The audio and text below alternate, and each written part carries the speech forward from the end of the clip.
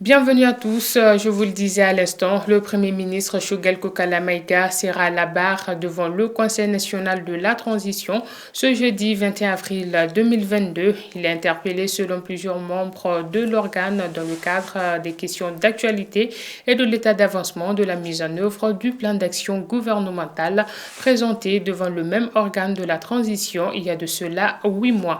Les attentes des acteurs politiques sont immenses, tant pour certains des axes stratégiques traitant des questions politiques concrètes tardent toujours à venir. Écoutons ici Abdallah Yattara, il est conseiller communal en commune 4 du district de Bamako, membre du parti Yelema. En effet, l'interpellation du Premier ministre devant le CNT est normale. Le CNT est dans son rôle de contrôle de l'action gouvernementale. Maintenant, ce qui va se passer le jeudi est autre chose dans la salle.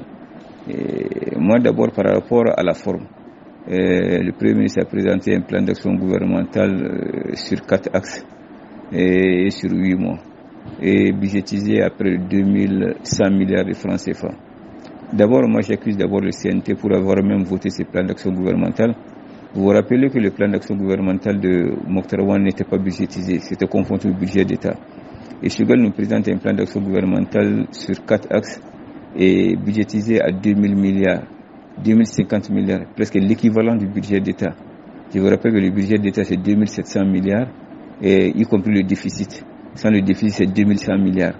Donc ça veut dire que le plan d'action gouvernemental est presque l'équivalent du budget d'État. Donc je crois que là, Choguel est tout faux sur ça. Deuxièmement, quand on analyse même les 4 axes, on se rend compte que c'est seulement l'axe gouvernemental, l'axe plutôt sécuritaire qui a été une réussite.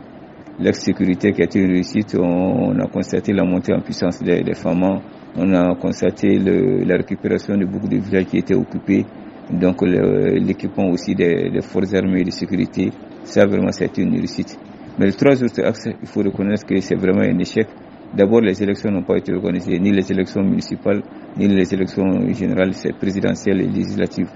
Donc on se rend compte que même par rapport à l'outil nécessaire par rapport à l'organisation des élections, c'est pas encore effectif.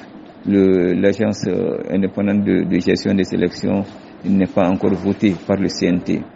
Donc à cet effet, il faut faire beaucoup attention et avec beaucoup de mesures.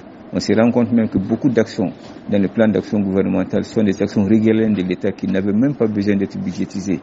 Et la lutte contre la corruption, contre la délinquance financière et beaucoup d'autres actions sont des actions régaliennes de l'État qui ne devraient même pas être budgétisées. Donc peut-être, moi je trouverais peut-être que uniquement les réformes politiques devraient être faites par Choguel pour vraiment qu'on puisse sortir de cet embargo-là. Vraiment, moi c'est mon analyse de la situation et je ne pense pas très honnêtement que Choguel aura cutis du CNT cette fois-ci pour pouvoir continuer l'exécution de son plan d'action gouvernemental parce que 3 axes sur 4 n'ont pas été exécutés. Seul l'axe sécuritaire a pu être exécuté. Logiquement, le CNT devrait le sanctionner.